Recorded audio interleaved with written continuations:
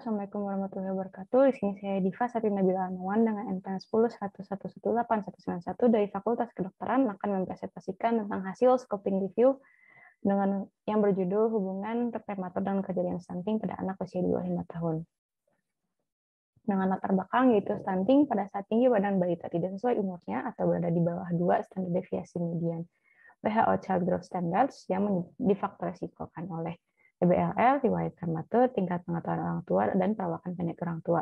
Terjadinya stunting ini dia dapat menyebabkan perkembangan anak tertunda, kapasitas fisik aktivitas berkurang, dan perubahan fisiologis, di mana salah satu faktor risiko tadi merupakan prematur atau preterm birth, di mana keadaan bayi yang lahir sebelum masa kelahiran berakhir yaitu kurang dari 37 minggu, dengan prevalensinya di tahun 2010 itu diestimasikan sekitar 11,1%, dan Indonesia berada di urutan kelima di dunia.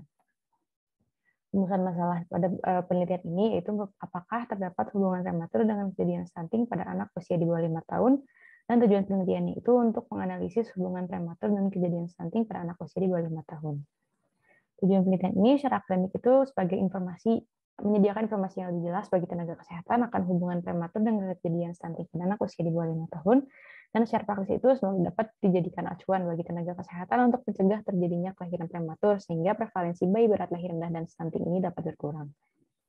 Jenis penelitian dilakukan itu menggunakan scoping review, yaitu sintesis dari studi literatur yang komprehensif dan sistematik untuk identifikasi, analisis, dan evaluasi tulisan ilmiah untuk mengetahui hubungan prematur dan kejadian stunting pada anak usia di bawah 5 tahun. Populasi yang digunakan itu artikel dalam jurnal nasional dan internasional, serta sampelnya didapatkan 3 artikel yang sesuai dengan kriteria inklusi.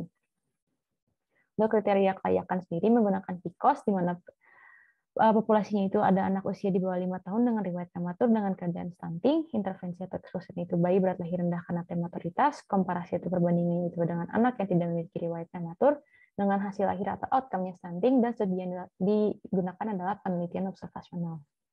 Dan berdasarkan Degan Prisma ini telah dilakukan penelitian atau pencarian artikel dari 6 search engine yang didapatkan 778 artikel setelah duplikasinya dihapus, dan dilakukan screening dengan judul dan abstraks yang tidak sesuai itu didapatkan 778.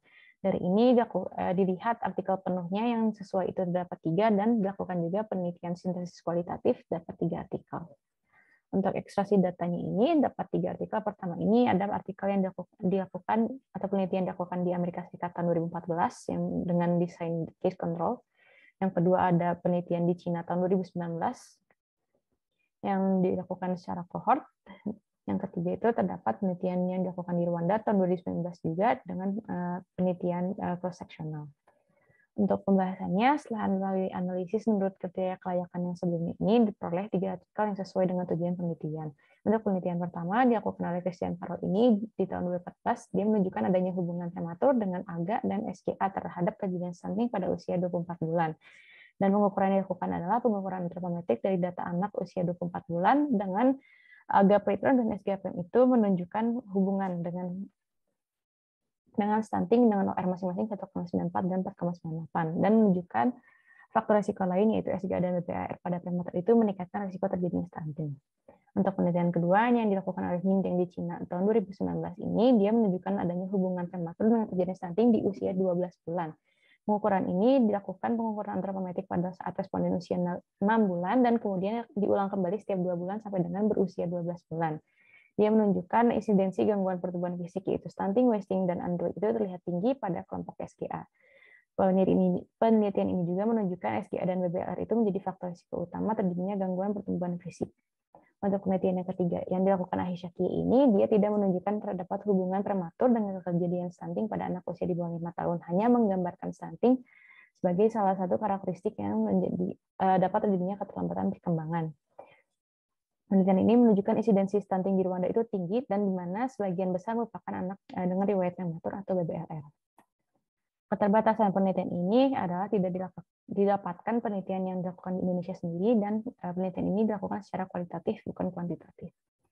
Untuk kesimpulannya sendiri, berdasarkan hasil telah terhadap ketiga artikel tersebut didapatkan bahwa terdapat hubungan antara prematur dengan kejadian stunting pada anak usia di bawah 5 tahun. Untuk sarannya sendiri, saran akademis itu semoga dapat dilakukan penelitian lebih lanjut untuk menemukan bukti yang lebih kuat tentang hubungan prematur dan kejadian stunting pada anak usia di bawah 5 tahun. Untuk simpulan praktisnya sendiri, diharapkan penelitian selanjutnya itu dapat meneliti lebih dalam mengenai hubungan prematur dengan kejadian stunting pada anak usia di bawah 5 tahun dan dapat mengetahui mekanisme terjadinya stunting pada anak usia di bawah 5 tahun dengan riwayat lahir prematur. Mungkin sekian untuk presentasi yang akan penelitian yang telah dilakukan oleh saya. Terima kasih atas perhatiannya. Terima kasih. Assalamualaikum warahmatullahi wabarakatuh.